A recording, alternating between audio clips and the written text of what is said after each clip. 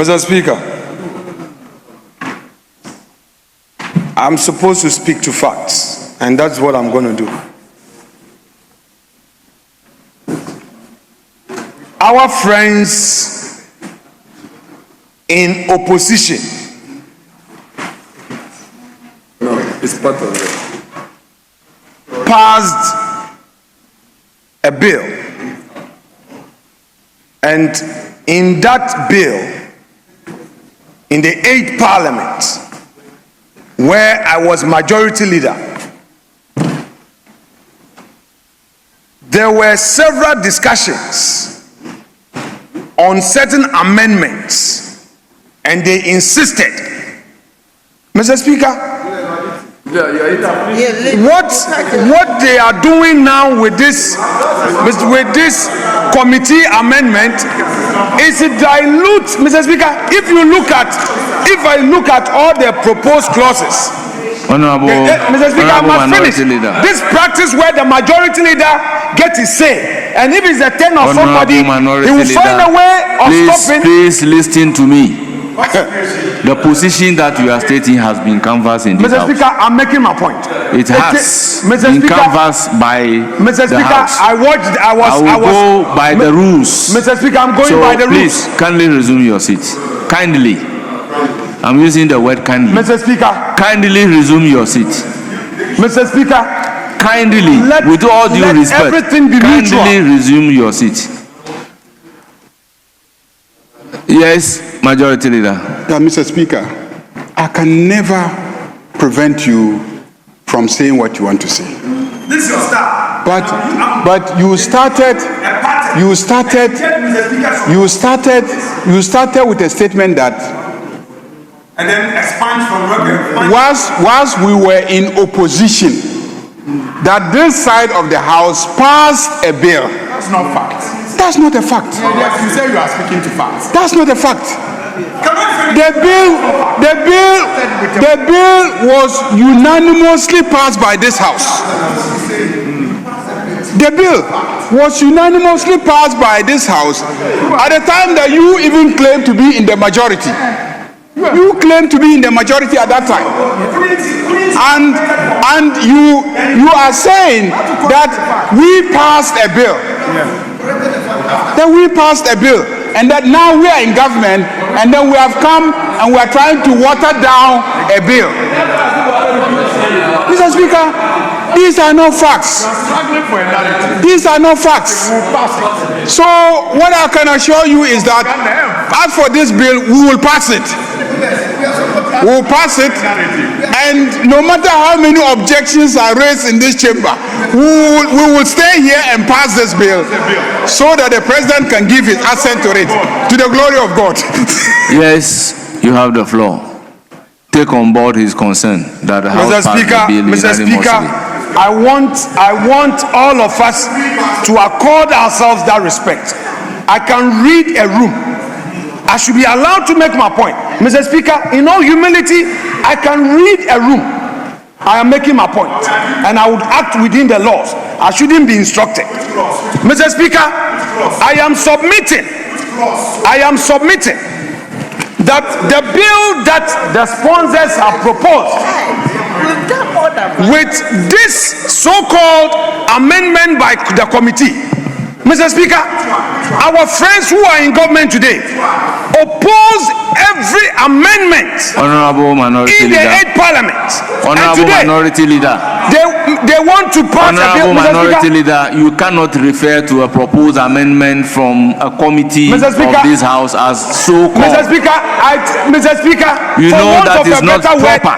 Mr. Speaker, anytime I talk, you interrupt. Even when the majority leader gets it wrong, if you use a language that is not proper, I will have to draw your attention to it. Mr. Speaker, the majority leader use lawlessness. I will continue to draw your attention to it. You cannot refer to a proposed amendment emanating from a committee of this House as so-called. Mr. Speaker, that's fine. I take guidance from you. That's fine. Mr. Speaker, I disagree with the attempt by the committee of this House to use amendment to water down the very bill that our friends, when they were in opposition, pushed it on the country. Mr. Speaker, that was their argument. And where is the principle? Mr. Speaker, where is their principle? They sponsored the bill. May I finish? You see, Mr. Speaker, the majority leaders are Democrats. Sit down. I listen to you in silence. So you sit down. Mr. Speaker, when they were in opposition, they sponsored the bill. They resisted every single amendment. Mr. Speaker, today they are now saying that through a committee they are amending, Mr. Speaker, the clause 9, the very amendment they rejected in opposition. Today that they are in government, they are claiming that this is the bill they want. Mr. Speaker, they are virtually rendering the very thing they propose odious. Mr. Speaker, the very thing that they and Ghanaians, the people of Ghana can see through the double standard, the lack of principle. And I'm putting it to you, Majority Leader, that your side lack principle. Your side lack principle, and that is a political statement coming from this side of the house to me. How can you, the very law that you wanted signed today, when it's your turn, you are amending, so you know that you can take away all these clauses? Where is Sam George? Where is Sam George? Where is Sam George? This is political double standard, lack of principle, and now you want to water it down. So you don't want it. And you want to claim you want to pass it. You are passing no law. We can read through your double standard, Majority Leader. That is why I came back into the chamber to deal with your double standard. You want to intimidate Honorable Ntim Fodjo, virtually render his proposal odious. That's what you're doing. And then you say when you finish, you send it to the president to sign for the media. You pass LGBT. When you know you pass no law, you want to confuse us like you did on the e-levy, like you are doing on Doomso and everything. Mr. Speaker, we can read the room. Honorable Minority Leader, are you done? Speaker, yes, I am not done. I'm making my argument. If you want to call him, you can call him. Let me hear. When he gets to his mischief, he start giving some smiles. Let us see your smile, your mischief smile. Honorable or this time Minority you Leader, let me hear we you. can read you, Majority Leader. Minority Leader, why are you doing this? To him, not to you. To him, Mr. Speaker. To him, he does it to me. To him, not to you. Why? You can't do this. Intimidating my colleagues. You address the chair. Mr. Speaker, that is the modality. Is that not the modality? I am responding to the majority. But you address the chair. Mr. Speaker, I'm addressing. Is that also? He's been intimidating my side Is that also? while I was away. Please, so you I have am the floor. back to face him. Minority Leader, kindly resume your Very seat. well, You Mr. have the Speaker. floor. I'm back to face him. Thank you. With his mischief. Thank you. You say you are passing a law. Which law? Mofia Mobana Bo. Mr. Speaker,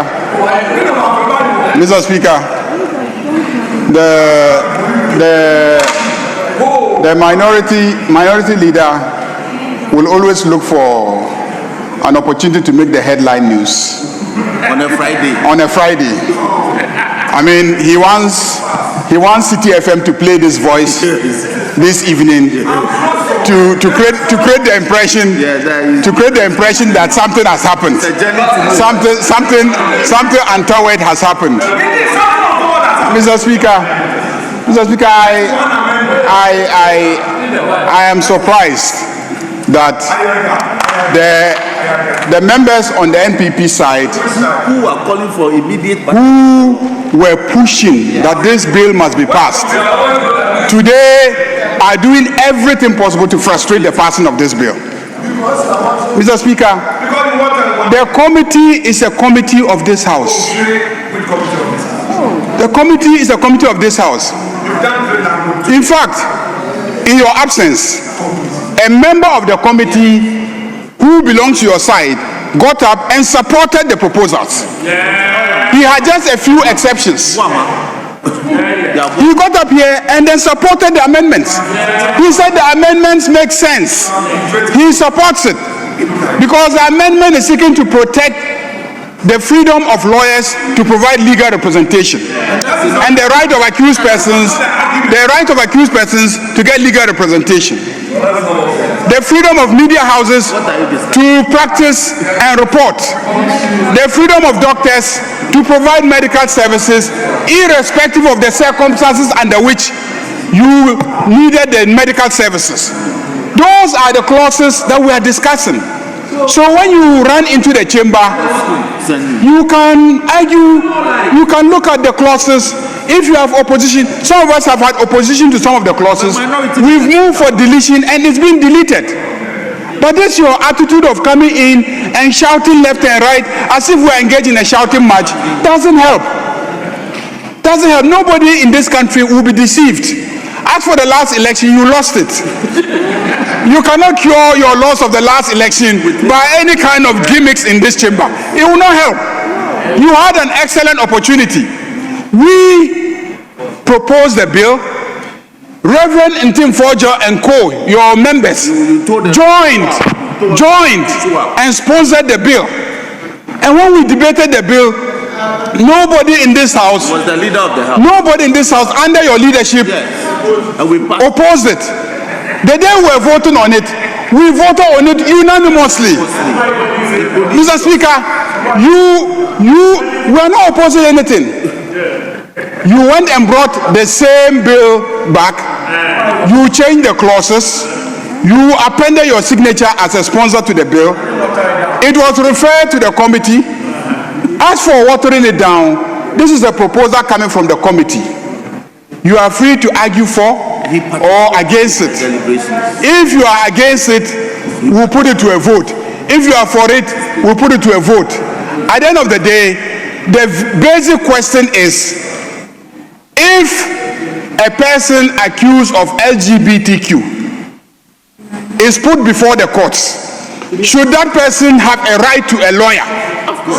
That's the basic question. The basic question is, if a person accused of LGBTQ goes to the courts, goes to a hospital, should the person be denied medical services? No. The issue is, a journalist, can he report a matter relating to LGBTQ in the media? If a journalist or a media house, let's say City FM, Joy FM, reports matters relating to LGBTQ, should we accuse them of supporting or promoting or whatever? If an academic does a research on LGBTQ, can he publish the research findings? These are the questions that have been raised, which the committee that we referred the matter to have considered and brought us specific proposals for us to consider. How does that amount to the NDC government or NDC members of parliament watering down the provisions of the bill? How does that amount to we watering down the provisions of the bill? And when the bill was transmitted to President Akufo-Addo, if he did not threaten the clerk not to desist from transmitting the bill to him, he could have taken the bill, he could have done this analysis within 7 days and then recommended to Parliament as constitutionally dictated that he thinks that we should amend these clauses of the bill. We would have reconsidered it under the provisions of the Constitution. So please, let us work on it. There are specific proposals on the floor. You must take those proposals. You are going to debate it. We've debated it. We've at least agreed on 3 of them. We have agreed to delete the 4th one, and I believe we are on the 5th clause. We're on the 5th sub-clause. That is E. So, Mr. Speaker, we're on E. Mr. Speaker, I urge you to let us proceed on E and take a decision on E. Let me hear him finally, and then we can take decision on E. Mr. Speaker, with respect, the majority leader in all his submissions made misleading representation. Mr. Speaker, he's making reference to the 8th Parliament and that bill which was sponsored by his side. Mr. Speaker, these issues about the media, look me in the eye, majority leader. I was in that seat. I proposed those amendments. Your side rejected it. Right here, when the question was put by Speaker Bagbin, you were in the middle bench. You rejected. Why are you bringing these proposals? Mr. Speaker, the NDC must tell the people of Ghana the truth. Tell the people of Ghana the truth that you don't have the courage to pass the very bill you pass in opposition. The very bill you propose in opposition, you don't have the courage. And I dare you to ever present that same bill. You can't. You see your double standards? You see your unprincipled political position? Today, you think you can use your numbers, hide under a committee's report to water down and change the very thing that you wanted passed when you were in opposition. Today, you are in government. You've realized that that bill was poisonous. So you want to change it. And the majority leader wants to tell me that this bill is being passed. So you are passing an anti-LGBT. Are you sure? Are you very sure? Because you pass a bill to win an election, you want to deceive the religious leaders, you want to deceive our traditional authorities, you want to deceive civil society. Who do you want to confuse? As far as I am in this chamber and I know what you did in the 8th Parliament, and I know the records, I won't allow you to deceive anybody. Majority leader, I won't allow you to deceive anybody. These clauses, this is a mischief. You are using the committee as your alter ego. You are using the committee as your alter ego. Why are you not maintaining the text of your previous proposal? Why? This what Intim Forjo submitted together with colleagues is the very text that you got passed in the 8th Parliament. Why the sudden change of mind? NDC. Why the sudden change of mind? May you be seated. I allowed you to make your submission. Don't worry. You sit down. I won't take you. Sit down. Mr. Speaker, may you encourage the majority leader to sit down. He's not a Democrat. The majority leader is not a Democrat. He does not tolerate divergent views. He should sit down and listen, just as I listen to him. Mr. Speaker, I submit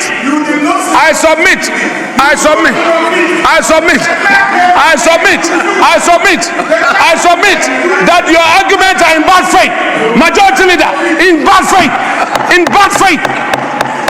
You are doing the mischief politics. You want to deceive the people of Ghana. Who told you, majority leader?